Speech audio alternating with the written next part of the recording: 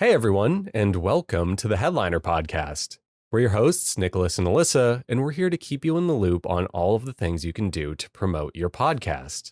So, Elissa, what are we talking about today? So, I don't know if you heard the news, but Taylor Swift was finally on a podcast, right? And for somebody of my generation, this is exciting. But how is this relevant to our podcast, you asked? So glad you asked. Other than making me feel just absolutely decrepit. Yeah. Exactly.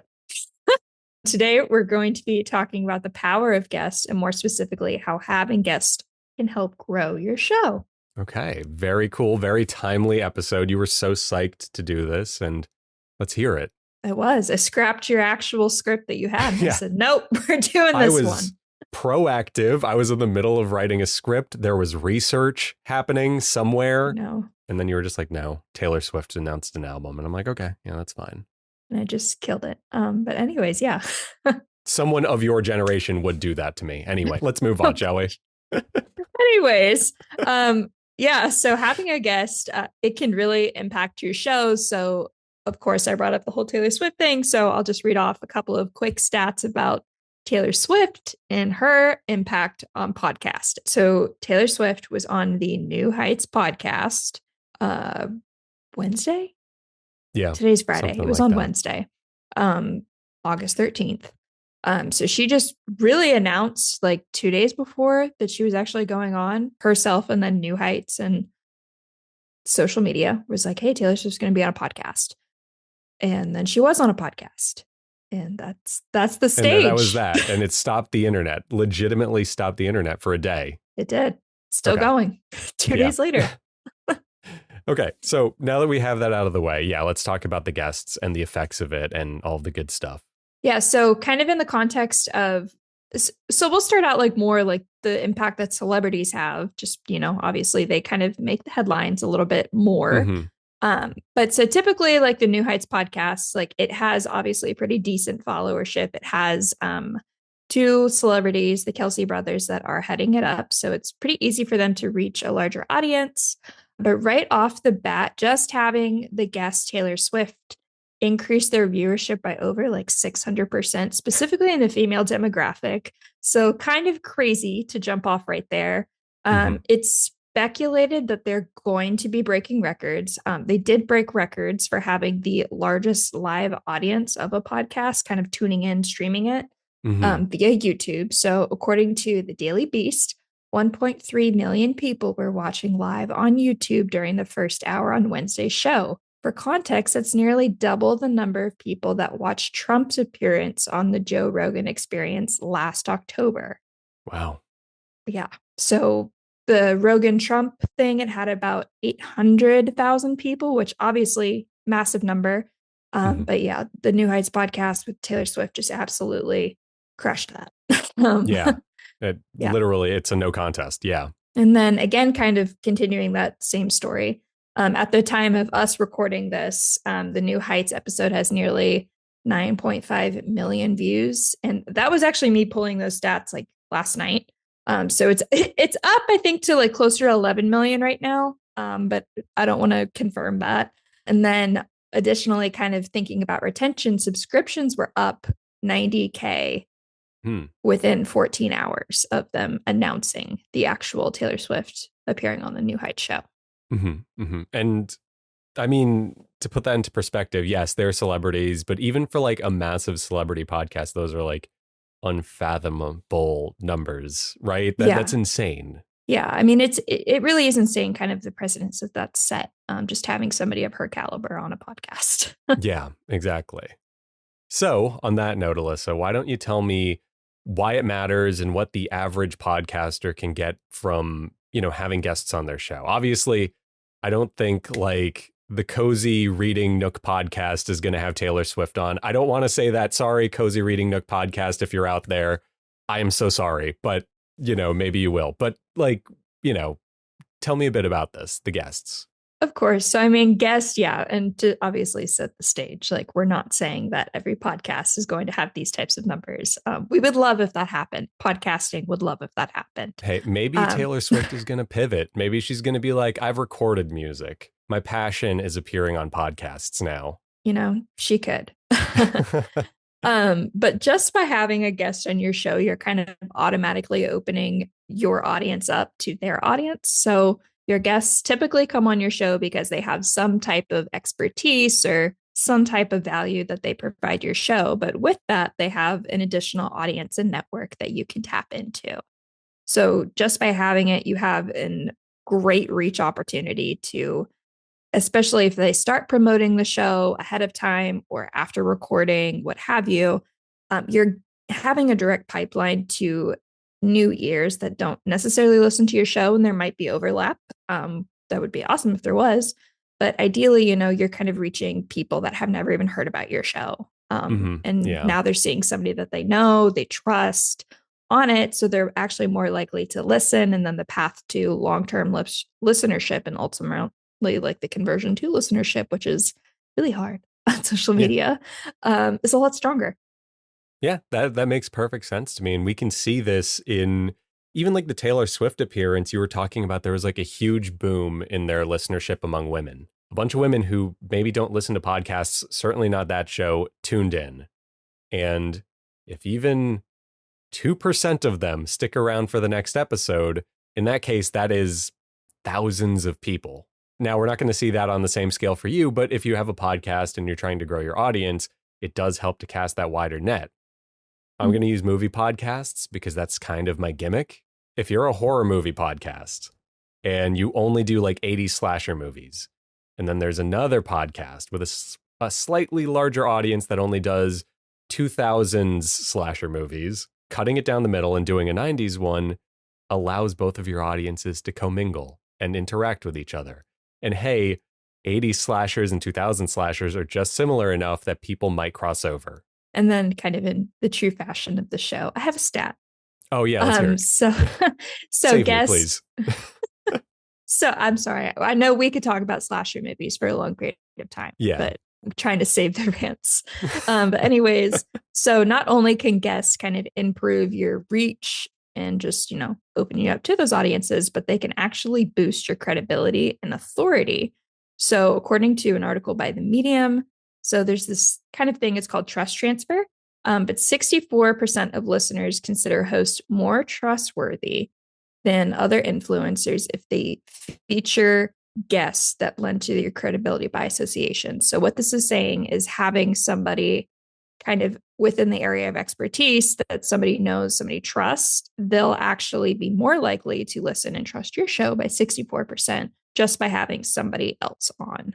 Okay, interesting. Very similar to just word of mouth sort of stuff. No one wants to be sold anything, but if you're told it's good or you're shown it's good, even better, you're going to give it a shot. Interesting. Exactly. And, there's the whole idea of kind of the influencer economy today. If you have that relationship with somebody or you're like, oh, I love their content, you're a lot more likely to buy from them. And that's kind of why there's this whole idea of influencers now. So kind of, transferring that into the world of podcasting, having people of some type of expertise or that have some type of relationship, you're going to get, those people that follow them to then in turn trust you a little bit more. Sure. Makes perfect sense. It does remind me also of like the early YouTube days, pre-influencer culture, where you'd have people just do like straight up collabs where it's like, hey, I'm going to hang out with this other YouTuber and we're going to vlog for the day. And we get that cross-pollination of audiences. But if you guys are talking about something related to what your channel was about, you do have that kind of reinforcement of, hey, this other person that I respect likes this person. Let me go and see what they're about. And even just kind of going into that a little bit more, like today, if you were to just Google how do I grow my podcast? Yeah. It's a lot of the articles that are written by a lot of really important people in podcasting or people that have done a lot of research in podcasting, they're going to say collaborate with other people. So guest, co-host, that kind of stuff, just having people on is a proven way to grow your show. But kind of outside of that, having guests kind of gives you more opportunities for stickiness and evergreen content. So they're always, so like your host is always going to have some type, not your host, excuse me, your guest is going to have some type of expertise in there. So you'll kind of be able to repurpose that continuously and just kind of Mm-hmm. go back to that episode and reference it. So you'll have kind of the ability to continuously reclip it, post it. If you have additional content streams, like you have a blog or something, you have the ability to backlink to that episode, which if you're a nerd like me, you think about SEO and that kind of stuff. Backlinking, it just kind of helps layer like different sources, which makes it a little bit stronger of a content piece. And then Mm-hmm. you get, cross pollination again. People are like reading your blog, they click on the link, they go to the podcast, they listen. Now they're like, oh my gosh, this person has a podcast too. That's amazing. So you just kind of have like those opportunities in which that just the gift that keeps on giving. Yeah, totally. And, correct me if I'm wrong, but there's probably a tool or two somewhere, cough, cough, us, that helps you repurpose some of that content you can use for backlinking and all that stuff. Maybe? Am I wrong in saying that, perhaps? Oh, you're not wrong at all. Cool. It feels good to be So right. It's a new feeling. I wanna chase that feeling. well, I'll go ahead and plug it now. But so Headliner, we do have a tool. It's called Eddy. It is a transcript based editor, but within that, you have this thing called the podcast promo pack. It comes with every project that you do. But Eddy pulls not only show notes, keywords, all that wonderful things. It also pulls out like kind of references for you. So if you say, I don't know, what's a slashers movie, Nicholas? Can you think of one? Halloween, the classic one. So if you're talking about Halloween and you say it, once or twice, Eddy's going to pick up on that. It's going to say, oh, okay, let me just Google that real quick. And it'll basically just pull out like a link for it. So you'll have that reference as well. So that's the layman's way of saying that's how it works. But it gives you a really nice reference page that you can just kind of copy and paste into your show notes. If Eddy doesn't do it for you, if that's something that you typically do with your podcast, you have all of the links and everything, it'll go ahead and add them in there into your show notes, but separately you'll have that reference page. Yeah, exactly. Okay, so we've talked about the benefits of guesting. We've talked about how guesting is cool. How does one find a guest? Do I just like stand on the side of a highway with a sign that says, do you have a podcast? Call 555-5555, if so. I mean, you could. Okay, and cool. I would say I'm like 20 seconds from doing it. I would say it probably depends on the type of show. So if you have a really like random show, sure, that could probably work for you.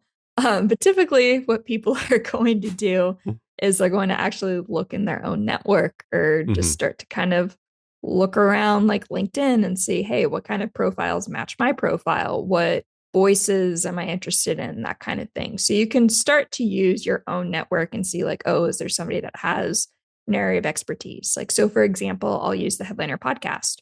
So we have had Podbean on the show before. So we've talked about monetization. That's not necessarily something I'm super well versed in. And at the time of that recording, I was the host. I did not have Nicholas to lean on and source and help me. It was a sad time. No, it's fine. Like, for what it's worth, I also derail the show quite often. So We both it's give and do. take. Okay. Yeah. Anyway, so reached out to Podbean. They came on the show and they talked about monetization opportunities. And especially for somebody like me, that's not my area of wheelhouse. So I could just ask them questions and they could tell us about it. And it was a really great opportunity for the show. And we just we still use that show today, just like for random clips or linking out in our blogs. We try and talk the talk and walk the walk. Yeah. So that's a really easy way. Like we just looked in our actual network and said, hey, what are tools that kind of align with stuff that we do? It's also worth mentioning for those of you who might not have like a proper network of other podcasters per se.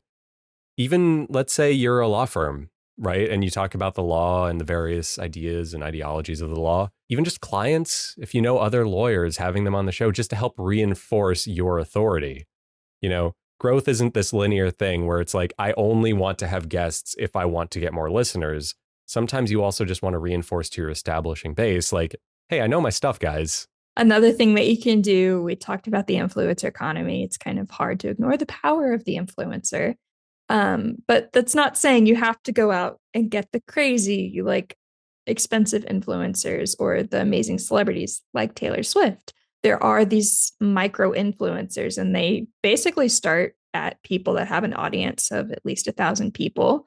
1,000, that's a pretty big number, but they actually have stronger engagement typically than Hmm. like these larger celebrities do. Yeah, so influencers with under 100,000 followers see the highest engagement rates of about 4% versus the less than 2% that the people over that threshold typically see. So they have double the engagement rate, which is obviously super important for somebody that's trying to get somebody to watch content or click on content to go listen to a full episode of a podcast. Hmm. Um, Again, that path to conversion of actual listenership is a lot stronger if you have kind of these like micro influencer type people on the show. Yeah, and it makes sense when you say it like that, because when you're a smaller influencer, you're more likely to like comments, you're more likely to reply to comments. You kind of do create your own little community with people. And I say this as a person that's like made stuff on and off for most of his life. Like, you remember the person who comments and you eventually start to reinforce that and reply to that. So when you appear on a podcast at some point, that person will likely go check it out. And then I'm sure there are also other ways you Exactly. can And it's find not, guests. But oh yeah, no, oh, please. no, go ahead. I was going to say, you don't always have to like pay an influencer, right? You having a podcast, that's a platform that a lot of people want to take advantage of. So just offering that up is pretty exciting to a lot of these like micro influencer type people. But yes, actual platforms that you can use related to podcast guest matching. Podmatch, great tool. We've worked with Podmatch in the past, just kind of talking about how can you find guests. Alex and his wife, they headed up, really awesome people, but they do have a super large network of people in podcasting that are actively looking for guests. There's a lot of swapping opportunities, that type of thing. Podchaser Connect and Matchmaker FM, you can kind of filter out guests by topic, industry, and availability. So again, another really easy way for you to kind of source people of some type of expertise that have maybe a background in podcasting as well. And you know what? You can also use your own show if you're looking for guests. I mean, you could literally always just be like, I have a contact email. If you're, again, going back to the lawyer thing, if you're a person that wrote a book recently about the law and you want to promote it and talk about, just like talk shop, contact this email and let's see if we're a fit. You can literally do that. I prefer my Do lots of roadside things. sign idea more, but that's just me. I mean, it's great, Yeah. just be prepared for the crazies. That's all. I welcome it. Let's do it. 555-555. Call the number if you want me on your podcast. Anyway, once you have the guest and once you understand the values of the guest, are there some best practices we can impart on our amazing listenership on, what you can do to get the most out of their appearance? Of course. So glad that you asked. Um, It asked me to. The notes said I have to ask right now. Yeah. So I was going to say there's a script, so thank you for following it. you're welcome. So yeah, so you have before the episode, obviously do your research on the guest, make sure that you have some questions that they can answer and answer well. Some people do send the questions ahead of time to their guests. I've definitely been on podcasts and I've appreciated it, just making sure like, hey, we're talking about like AI, we're going to be talking about this type of, so it does kind of help a little bit, but that's more of a personal preference thing. Mm-hmm. Again, before the episode, and this kind of more before the release, not necessarily before the episode, because sometimes you record these things like months in advance. Just kind of curate some hype around the episode. So you're welcoming the guest, you're saying, hey, like on da da da da da date, this podcast episode will be dropping featuring Nicholas. And Nicholas's audience and network is going to be like, oh my gosh, I love Nicholas. I'm definitely going to want to tune into that episode. For sure. All three of them. But kind of in that same vein, you have that kind of before you release the episode, and then after you release the episode, do a couple posts about it. You can use tools like Headliner to grab clips or create audiograms to just kind of continuously promote that episode and give it a little bit longer of a lifespan outside of the initial release. Okay, cool. And one thing I want to mention as far as like, posting clips and what have you, staying in touch with the people you've guested with is a huge thing, because let's say, Elissa, you're on my podcast and you're talking about your book and all that cool stuff. It would be a really good time to maybe repost a clip of you talking about your book right after the book hits some sales milestone or gets nominated for an award. Hey, maybe even wins, because Elissa is a heck of a writer. the headliner blog. It just Yeah, pops off. it leaps off the page. Quite literally, I have a pop-up book printout of the headliner podcast. It's quite the read. Anyway, just open it and a wave form comes out. No, but stuff like that, staying in touch with them, knowing that if they're about to renew their marketing efforts for the book they came on to promote or something, saying like, hey, maybe I'll repost this. If you want to repost this, here's a copy of it. Yeah, definitely encouraging your guests to repost at any time is great because you're reaching your network and your audience with clips that you post. But if they post clips or just say, hey, I'm going to be on the Headliner podcast on, let's say, August 20th. Yeah. Yeah, whatever. Yeah. Like when we actually release this, say like, hey, I'm going to be on the Headliner podcast. Now they're reaching their network of people. Mm-hmm. It's great. It's awesome. It's a great thing. It's the classic, I don't know, you're going to know the saying better than I do, but it's the classic marketing thing of repetition is key. People need to hear things 3 times, whatever the old saying is. I don't know the actual saying, but yeah. But you know the sentiment, I'm sure. No, I was going to say you just don't shut up. You just keep going. Yeah. Somebody will listen. Somebody Be the head-on commercial. wasn't online that day. Yeah. But they're online in 3 days. It's pretty self-explanatory, but these are good reminders, so very cool. On that note, Elissa, anything else we should know about guests? Just try having a guest if you haven't. I would encourage you to try it. Just see. I'm not saying that it will, 100%, help you get 9 million views on your podcast. I'm but saying it might that. Help I'm promising that. And if you have a problem with that, you could take it up with me. Call 555. Yeah. Or just look on the side of Route 46. I'll be the guy standing there with a sign. On that note, anyways. Thank you to everyone for listening and tolerating me today. Elissa, you gave some really great information. And on that note, I feel like we need to have a guest on our podcast at some point. But who knows? Maybe we just were that good. Maybe we don't need Taylor Swift. Anyway, thank you to everyone for listening, and we'll catch you on the very next episode.